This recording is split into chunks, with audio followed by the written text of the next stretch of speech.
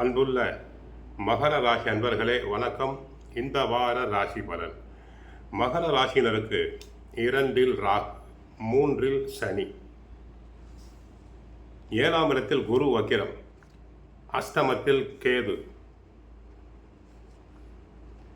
அடுத்து 10இல் புதன், லாபஸ்தானத்தில் சூரியன், செவ்வாய், சுக்கிரன்.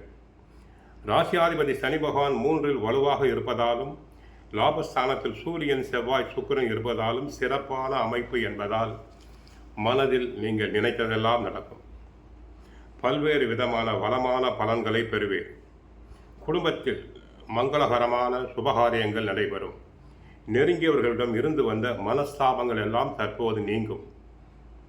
ஒற்றுமை அதிகரிக்கும். எந்த ஒரு விஷயத்திலும் தைரியமாக செயல்படுவீர். தொழில் வியாபாரத்தில் நல்ல வாய்ப்புகள் கிடைப்பது மட்டுமில்லாமல் உங்களுக்கு இருந்து வந்த சட்ட சிக்கல்கள் அனைத்தும் மறைந்துவிடும். தொழில் வளர்ச்சிக்காக நீங்கள் எதிர்பார்த்த பொருளாதார உதவிகள் கிடைக்கும். வேலைக்கு செல்பவர்களுக்கு உங்கள் உழைப்புக்கான பயனை அடையக்கூடிய நேரம் இது. பெரிய பெரிய மனிதர்களுடைய நட்புறவு கிடைப்பதால் மனதில் மகிழ்வு கொள்வீர்கள்.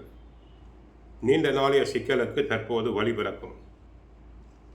மாணவ மாணவியர்கள் படிப்பில் சிறப்பாக செயல்பட்டு நல்ல மதிப்பெண்களை பெறுவர்.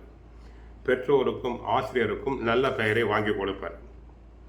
சுபகிரகமாகிய குருவின் நேரடி பார்வையில் ராசி இருப்பதால் ராசியின் செயல்திறன் கூடுகிறது.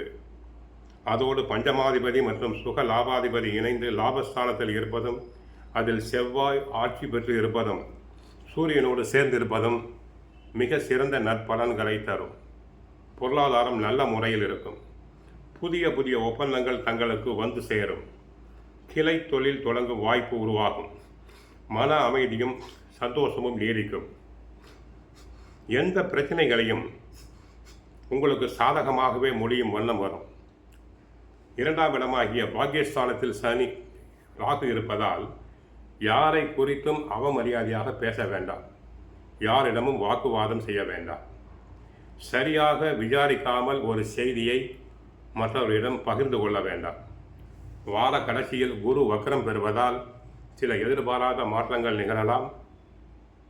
2ஆம் இடத்தில் ராகு இருப்பதால் சிலருக்கு தாம்பத்திய உறவில் சில குழப்பங்கள், நிரடல்கள் ஏற்படலாம். கோயிலுக்கு சென்றால் ஆஞ்சநேயரை வழிபடுங்கள். சுந்தரகாண்டம் பாராயணம் செய்யுங்கள். வாழ்க வளமுடன், மங்களம் உண்டாகட்டும்.